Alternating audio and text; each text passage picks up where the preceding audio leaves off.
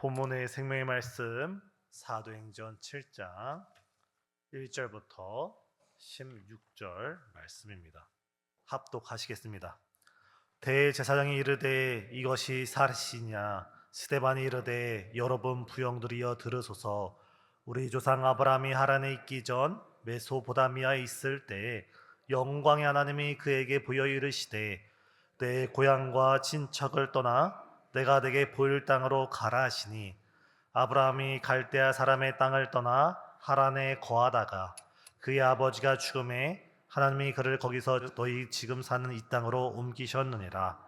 그러나 여기서 발붙일 만한 땅도 유업으로 주지 아니하시고 다만 이 땅을 아직 자식도 없는 그와 그 후손에게 소유로 주신다고 약속하셨으며, 하나님이 또 이같이 말씀하시되 그 손이 다른 땅에서 나그네가 되리니 그 땅 사람들이 종으로 삼아 400년 동안을 괴롭게 하리라 하시고, 또 이르시되 종 삼는 날을 내가 심판하리니 그 후에 그들이 나와서 이곳에서 나를 섬기리라 하시고, 할례 언약을 아브라함에게 주셨더니 그가 이삭을 낳아 8해 만에 할례를 행하고 이삭이 야곱이 우리 12조상을 낳으니라. 여러 조상이 요셉을 시기하여 애굽에 팔았더니 하나님이 그와 함께 계셔 그 모든 환난에서 건져내사 애굽 왕 바로 앞에서 은총과 지혜를 주심에 바로가 그를 애굽과 자기 온 집의 통치자로 세웠느니라. 그때 애굽과 가나안 온 땅에 흉년이 들어 큰 환난이 있을세 우리 조상들이 양식이 없는지라. 야곱이 애굽에 곡식이 있다는 말을 듣고 먼저 우리 조상들을 보내고 또 재차 보내매 요셉이 자기 형제들에게 알려지게 되고 또 요셉의 친족이 바로에게 드러나게 되니라. 요셉이 사람을 보내어 그의 아버지 야곱과 온 친족 75사람을 청하였더니 야곱이 애굽으로 내려가 자기와 우리 조상들이 거기서 죽고 세겜으로 옮겨져 아브라함이 세겜 하몰의 자손에서 은으로 값주고 산 무덤에 장사되니라. 아멘. 오늘 저녁이 되면서 빗줄기가 굵어지면서 오늘 많은 성도님들께서 참석하지 못하시면 어떡하나라고 생각했는데, 비가 내리면 내릴수록 더욱더 많은 분들이 한자리에 모여서 예배드리는 줄 믿습니다. 또 지난 한 주간 새벽 예배 가운데, 특별히 금요 예배 가운데 특송을 드려준 우리 권사 사회 오해를 비롯해서 이 자리에 함께 모신 모든 성도님을 예수님의 이름으로 환영하고 또한 축복합니다. 오늘은 사도행전 7장 1절에서 17절 말씀을 가지고 말씀하시고 비추시며 다스리시는 하나님에 대해서 말씀을 나누고자 합니다. 오늘 본문은 스데반 집사가 순교하기 직전에 공회 앞에서 했던 마지막 설교 말씀입니다. 오늘 본문 2절부터 시작해서 52절까지 약 50절에 다다른 아주 긴 설교문이지만, 오늘은 그 가운데 1절부터 7절까지의 말씀을 가지고 함께 말씀을 나누고자 합니다. 이 스데반 집사님은 구약 39권 창세기부터 시작해서 말라기까지 그 어마어마한 성경 말씀을 단 성경 50줄에 엑기스만 응축하여서 그 가운데 말씀을 전하면서 이스라엘 역사 가운데 있었던 하나님의 주권과 하나님의 크신 은혜, 하나님의 주권과 다스림과 은혜에 불구하고 항상 배신하던 이스라엘의 그 완고한 마음을 선포하면서 동시에 예수 그리스도의 복음을 전하고 있습니다. 오늘의 그 가운데 1절부터 17절까지 말씀, 아브라함과 요셉에 대한 말씀을 나눌 때 우리에게 말씀하시고 우리에게 생명의 빛을 비추시며 지금도 우리를 다스리시는 그 하나님의 손길이 우리 마음 가운데 느껴지는 이 시간 되시길 예수님의 이름으로 축복합니다.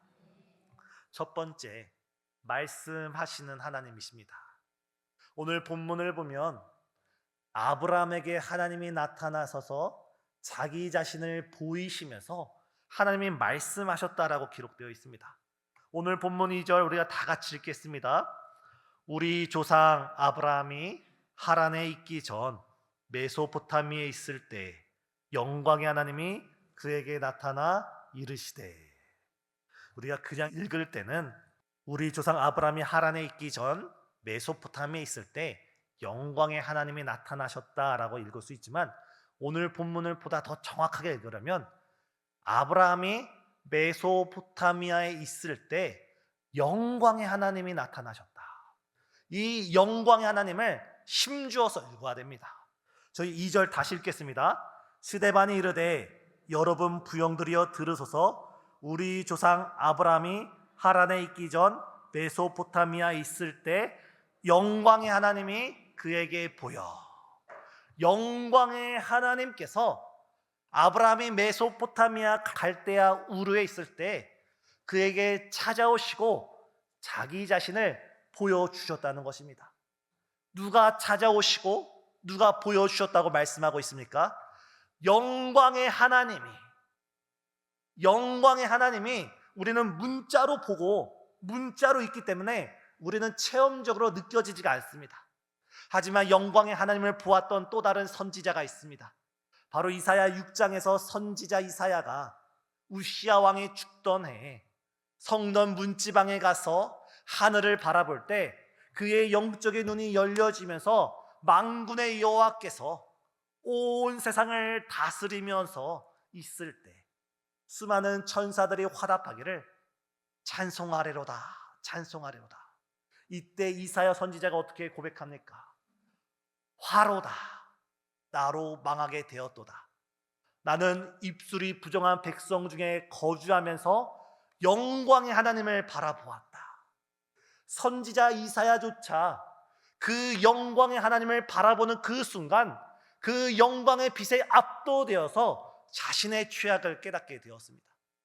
근데 그 영광의 하나님이 지금 갈대아 우르에서 우상장수의 아들로 태어나서 한평생 우상을 만들어 팔고 우상을 섬기던 그 아브라함을 찾아오셨다는 은혜의 말씀입니다.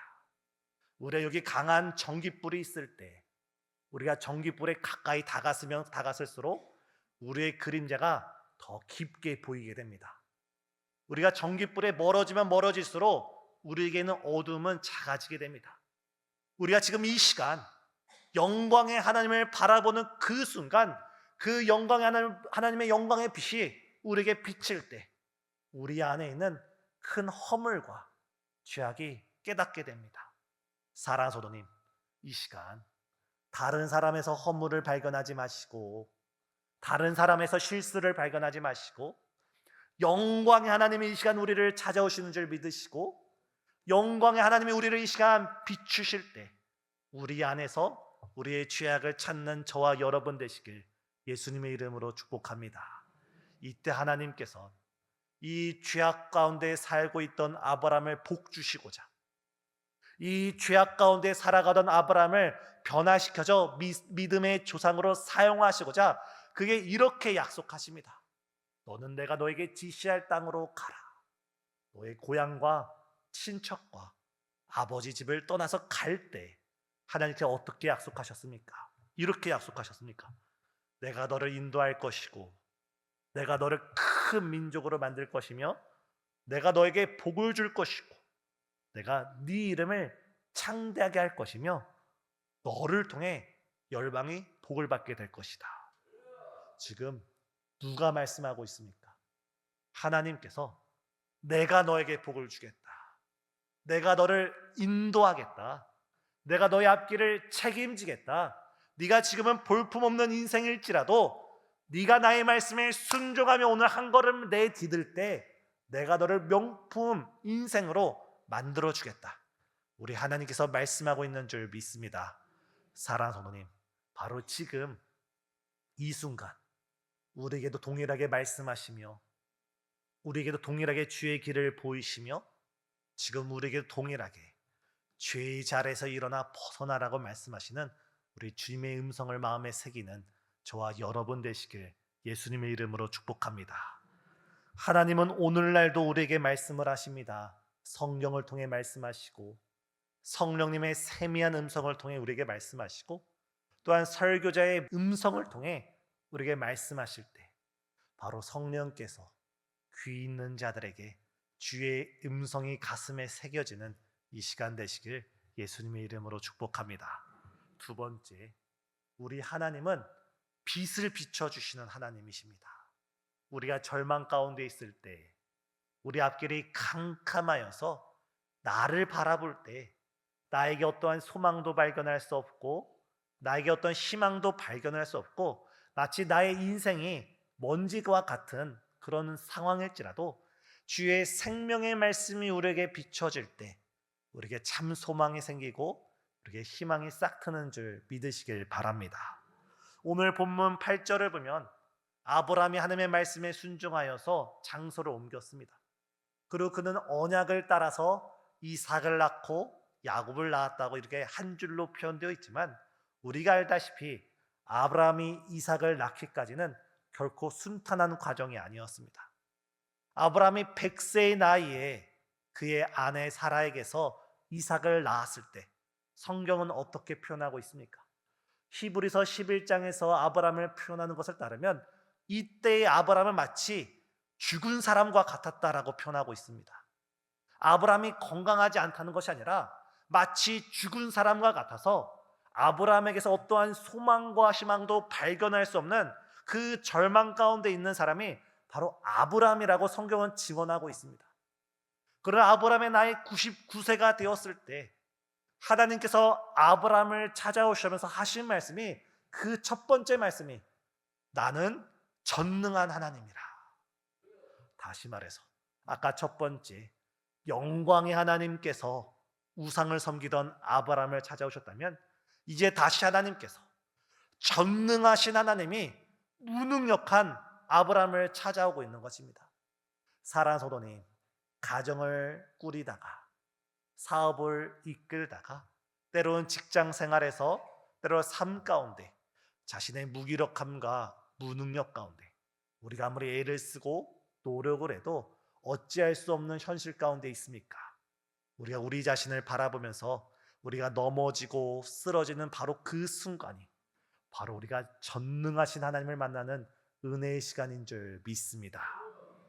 우리가 쓰러지고 우리가 넘어졌을 때 그냥 쓰러지고 넘어지는 것이 아니라 쓰러진 그 자리에서 무릎을 꿇고 넘어진 그 자리에서 무릎을 꿇어서 전능한 하나님을 만나신 우리 성도님 되시길 예수님의 이름으로 축복합니다.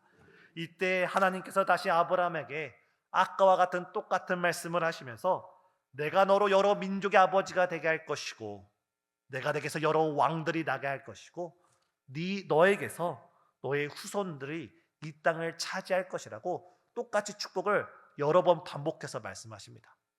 이때 놀라운 것은 하나님께서 아브라함에게 지속적으로 말씀하신 그 언약의 내용은 주체가 하나님이십니다. 내가 너를 축복하겠다. 내가 너를 인도하겠다. 내가 너를 책임지겠다. 내가 너를 이 땅을 차지하게 할 것이고 내가 너의 후손들을 복을 주어서 네가 열국의 아버지가 되게 하겠다. 바로 하나님께서 하시겠다고 말씀하고 있는 것입니다. 오늘 우리의 문제 누가 응답해 주시나요? 우리가 응답하는 것이 아니라 하나님께서 응답해 주십니다. 지금 우리 자녀들의 학업의 문제, 직장의 취직의 문제 누가 해결해 주시나요? 부모인 우리가 해결하는 것이 아니라 하나님께서 해결해 주심을 믿으시길 바랍니다. 지금 우리의 직장의 문제, 우리의 사업의 문제, 우리의 육신의 문제를 누가 해결해 주시나요? 우리를 바라보면 무능력하고 절망에 빠질 수밖에 없지만 지금 우리를 찾아오신 전능하신 하나님께서 주께서 응답해 주시는 줄 믿습니다. 이 시간 나를 바라보는 것이 아니라 영광의 하나님을 바라보시고 우리의 무능력함을 바라보는 것이 아니라 하나님의 전지하심을 바라보면서 이 시간 상 주시는 하나님께 믿음으로 나아가는 모든 성도님 되시길 바랍니다. 세 번째, 하나님의 다스림이십니다. 오늘 본문 세 번째를 보면 아브라함의 자손들을 이어서 요셉의 이야기가 나오고 있습니다. 우리가 흔히 요셉을 이야기할 때 그는 꿈의 사람이다, 비전의 사람이다 말하고 있지만 우리가 엄밀하게 요셉의 인생을 바라보고 그의 인생의 시작점을 하나씩 써내려 간다면 요셉의 어린 나이는 그렇게 행복하지 않았을 것이라 여겨집니다.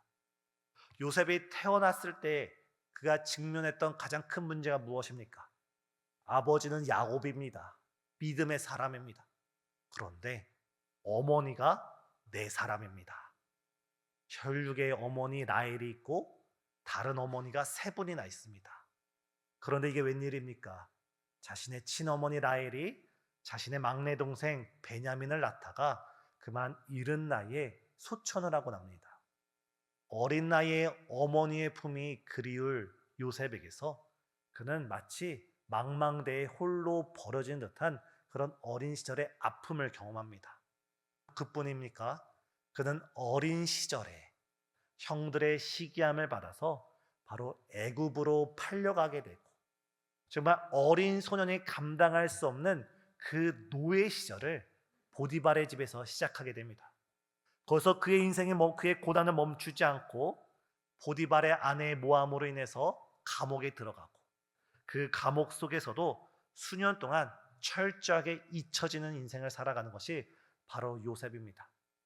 우리가 요셉을 바라볼 때 그는 절망할 수밖에 없고 낙담할 수밖에 없고 포기할 수밖에 없는 수많은 이유들이 있었지만 그럼에도 불구하고 성경은 요셉을 이렇게 표현합니다. 여호와께서 그와 함께 계셨다. 오늘 본문 9절입니다. 여러 조상이 요셉을 식기하여 애굽에 팔았더니 하나님이 그와 함께 계셔. 지금 우리에게 많은 환난이 있고 많은 고난이 있고 많은 눈물의 골짜기가 있을지라도 우리에게 있는 참 소망은 요셉의 많은 환난과 어려움이 있었지만 요셉이 될 수 있었던 것은 하나님이 그와 함께 계셨기 때문에 하나님께서 하나님의 때에 요셉을 애굽의 총리로 세워주신 줄 믿습니다. 사랑하는 성도님, 지금 우리 성도님 가정에 지금 우리 성도님 직장과 사업장과 또한 개인의 마음 가운데 어떤 어려움이 있으십니까? 우리가 절망하고 낙심해야 될 이유가 만 가지가 될지라도 단 한 가지, 하나님이 우리와 함께 계시기에 하나님이 우리와 동행하시기에 이 시간에도 성령 하나님께서 우리를 고아처럼 벌어두지 아니하시고 우리 마음을 성전 삼으셔서 우리가 천국 가는 그날까지 우리와 함께 하셔서 우리를 통해 하나님의 영광을 이루어 가시는 줄 믿습니다. 이 시간 요셉의 인생을 바라볼 때 그는 꿈의 사람 이전에 비전의 사람 이전에 그는 하나님이 함께하는 사람이었고 하나님이 다스리는 사람이었습니다. 그래서 그는 그 어려운 환경 속에서도 하나님이 나와 함께 하신다는 그 믿음 가운데 하나님이 지금 나를 바라보고 있다는 그 확신 가운데 하나님 앞에서 살아가게 되었을 때 하나님께서 단순간에 그의 모든 문제를 해결해 주신 줄 믿습니다. 이 시간 지금 우리 앞에 있는 문제가 당장에 해결되지 않고 왜 나만 이런 어려움을 겪고 왜 나에게 이런 시련이 찾아왔는지 그 이유를 묻기 전에 나와 함께 하신 하나님, 나와 동행하신 하나님을 꼭 붙드는 이 시간 되시길 예수님의 이름으로 축복합니다. 오늘 말씀은 스데반의 말씀을 통하여 아브라함에게 말씀하셨던 하나님, 아브라함에게 생명의 빛을 비춰주셨던 하나님, 그리고 요셉과 함께 하시면서 요셉을 다스렸던 하나님을 기억하시면서 지금 우리에게 말씀하신 하나님, 지금 우리에게 생명을 비추신 하나님, 지금 우리와 함께 하시며 우리 삶을 주관해 가시는 그 하나님을 바라보시는 우리 성도님 되시길 예수님의 이름으로 축복합니다. 기도하시겠습니다. 사랑과 은혜가 충만하신 하나님, 이 시간 우리의 귀를 활짝 열어 주시사 성령이 우리들에게 하시는 말씀을 우리가 듣게 하여 주옵시고 우리 마음 가운데 심령 가운데 예수 그리스도의 생명의 말씀이 이 시간 심어지는 거룩한 시간 될 수 있도록 역사해 주시옵소서. 특별히 주께서 치료의 광선을 비춰 주시사 모든 육신의 문제가 해결되게 허락하여 주옵시고 주의 음성을 들려주시사 삶의 모든 문제가 예수 그리스도의 이름으로 응답받게 하여 주시옵소서. 예수님의 이름으로 기도드리옵나이다. 아멘.